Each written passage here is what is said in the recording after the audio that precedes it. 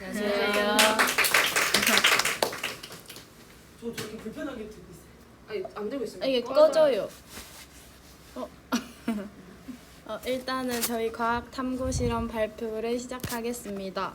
과학 탐구 실험의 주된 주제는 협력으로 일구어낸 놀라운 성과에 대한 여러 실험들과 이론이 있습니다. 일단 제가 소개할 실험이란다. 주제는 우연한 곰팡이 발견에서 2억 명을 살린 기적의 치료제가 된 페니실린에 대한 이야기입니다.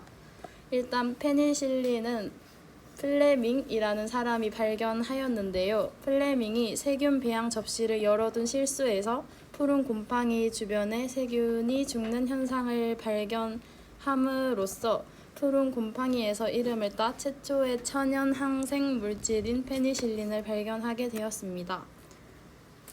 하지만 이 페니실린을 활용을 하려는데 한계가 발생하였는데요.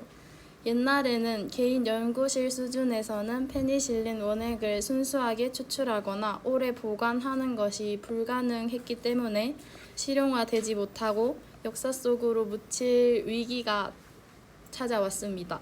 근데 이 한계에서 구원투수가 등장하였는데요. 그 구원투수는 옥스퍼드 대학의 하워드 플로리와 에른스트 체인이 플레밍의 미완성 논문을 발견하면서 구원투수가 등장하였습니다. 왜 구원투수라 칭하냐면 플레밍의 페니실린의 발견을 기술적으로 확장을 하려면은 함께 협력을 해야 하기 때문에 체인의 생화학 지식과 플로리의 실험을 통해 실험에 성공해서 페니실린을 확장할 수 있게 되었습니다. 그래서 이 페니실린이 전쟁을 끝낸 대량의 생산의 기적이라는 일을 해냈는데요. 제2차 세계대전의 발발로 수많은 부상병 발생으로 페니실린의 대량 생산이 국가적 과제가 되었을 때 이 플로리와 체인이 해낸 겁니다. 그래서 이 페니실린의 공로는 2억 명의 생명을 구했고 제2차 세계대전 중 수많은 생명을 구하며 전쟁의 판도를 바꾼 역사적인 페니실린이라고 할 수 있습니다. 그래서 정리를 하자면 플레밍이 가능성의 문을 열다 페니실린을 최초로 발견했고 플로리가 이끌어내서 증명을 했고 마지막으로 체인이 그걸 깎고 만들어서 마지막으로 모두가 협력을 통해 기적을 완성했다고 볼 수 있습니다. 그래서 총 정리하자면 협력해서 일하며 혼자일 때보다 훨씬 더 큰 성과를 낼 수 있다라는 걸 발견하였습니다. 다음은 항생제 디스크 확산법으로 항생 효과 확인하기 실험에 대해서 알아볼 건데요. 항생제 감수성 디스트란 항생제 감수성 디스트란 원모양의 멸균된 종이로 액체 시료 물질의 효과를 확인하는 데 사용이 됩니다. 항생제가 묻은 작은 종이 조각을 세균에 자라는 배지 위에 올려두면 항생제가 주변으로 퍼져나갑니다. 만약 항생제가 효과가 있다면 세균의 성장을 막아서 디스트 주변에 세균이 자라지 않는 원모양의 구역이 생깁니다. 이 구역을 생장 억제 구역이라고 하며 생장 억제 구역이 클수록 항생 효과가 크다고 판단합니다. 항생제 디스크 확산법으로 항생 효과 확인하기의 실험 과정은 첫 번째 시료 추출입니다. 이 식물의 잎에 있는 항생 물질은 대부분 에탄올에 잘 녹는 성질을 가지고 있기 때문에 식물의 잎을 잘게 잘라 에탄올에 24시간 동안 담가둡니다. 두 번째로 디스크 준비입니다. 앞서 준비한 멸균된 감수성 디스크를 추출액에 넣어 성분이 충분히 흡착되도록 적셔줍니다. 그 후 디스크를 꺼내 5분 동안 깨끗하게 시킵니다.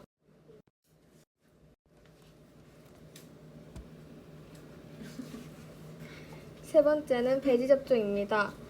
대장균 배양액을 해둔 LB 배지를 준비합니다. 그리고 그 배지 위에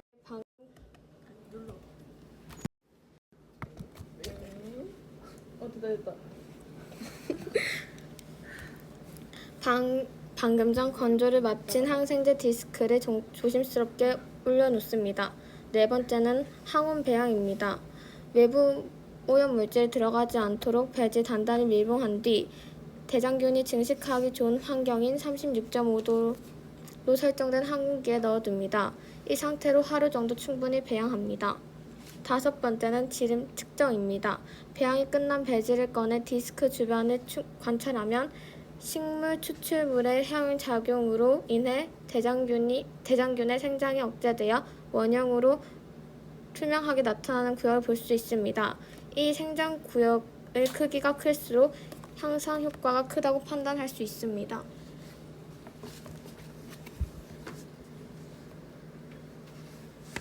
실험 결과는 총 4그룹으로 나누어 진행했습니다. 대조군인 증류수는 억제 구역 지름인 0mm로 항생 효과가 없었습니다. 실험군 A의 쑥 수출액은 억제 구역 지름이 8mm로 항생 효과가 약하게 나타났습니다. B 실험군 B인 마늘 수출액은 15mm로 보통 수준의 항생 효과를 보여줬습니다. 마지막으로 실험군 C인 녹차는 수출액 22mm로 가장 강한 항생 효과를 나타냈습니다. 이거 너무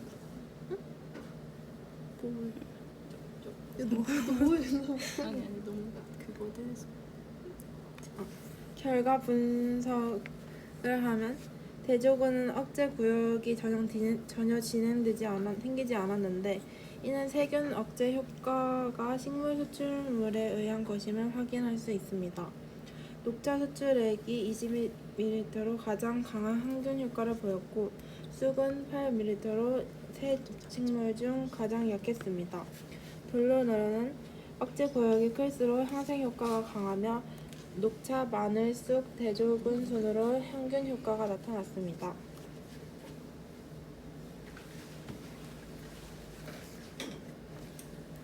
저희는 식물 추출물의 대장균 생장 억제 효과 탐구를 주제로 실험을 진행하였습니다.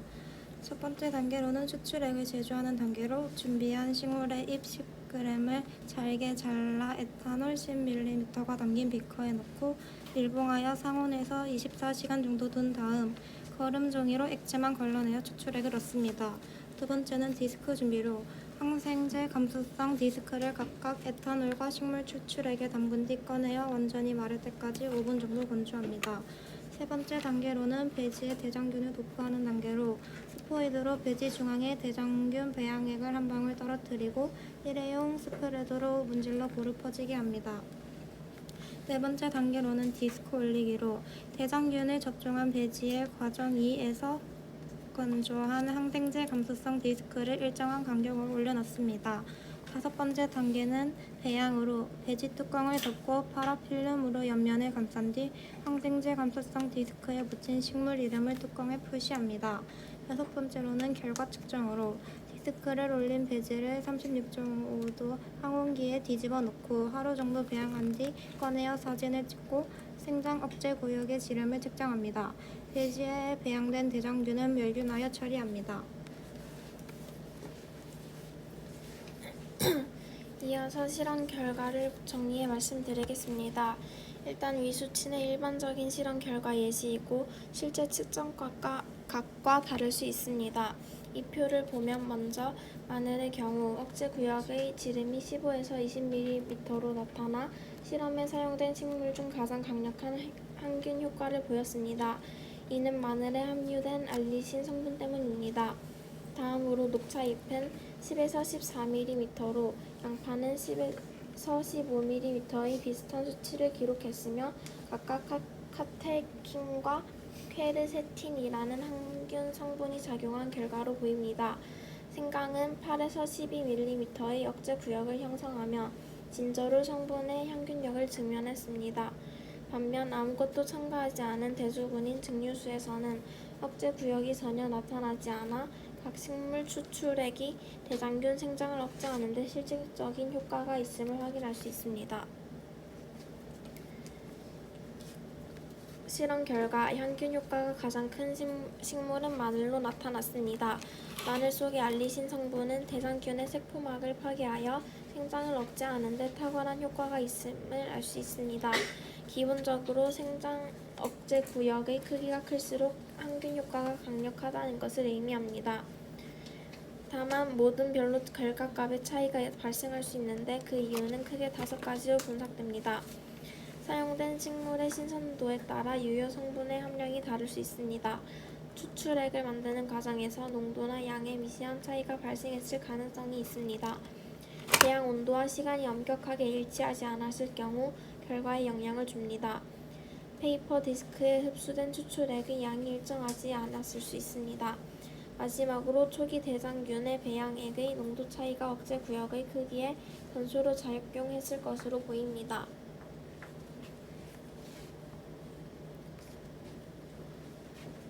하나, 둘, 감사합니다. 네,